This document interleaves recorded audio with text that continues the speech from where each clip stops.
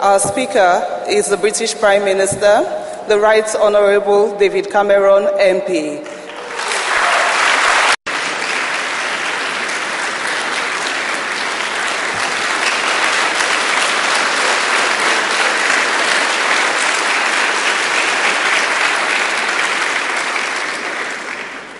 But today, I've come here to Lagos because there is, as the Governor of your bank has just said, another story unfolding on this continent, something that many people in the West are only just waking up to. Tell me this, which part of the world has seen its number of democracies increase nearly eightfold in just 2 decades? Eastern Europe? No, it is Africa. Which continent has 6 of the 10 fastest growing economies in the world? Asia? No, it's Africa. Which country is predicted by some to have the highest average GDP growth in the world over the next 40 years? You might think Brazil, Russia, India or China. No, you should think Africa. You should think Nigeria.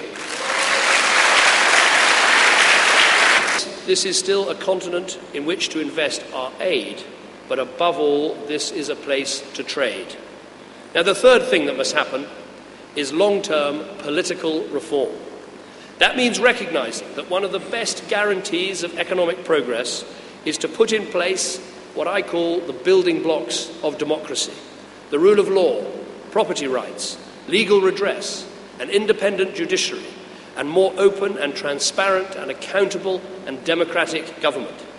Here in Nigeria, you are putting in place many of those building blocks, from a lively and open media and an active civil society to the recent elections, which were widely regarded as the most free and fair in your country's history. For much of this year, the eyes of the world have been to the north with the momentous events of the Arab Spring. But this is a time for the whole of Africa to meet the aspirations of its people, a time when aid, trade and democracy can come together to offer a new future for Africa and its people. So aid, trade, democracy. These are the 3 things that we need. These are the ways Africa will meet its moment of opportunity. But progress will not come automatically. We have to live up to the moment. We have to work for change. And let me tell you why. It's because there are doubters out there who will say these things just aren't possible. There are the aid skeptics who say aid is just wasted, so there's no point. There are the trade skeptics who say trade can only ever mean exploitation. And then there are the democracy skeptics who say that political reform in Africa will not and cannot happen. These skeptics have powerful arguments, but if they win, Africa will lose.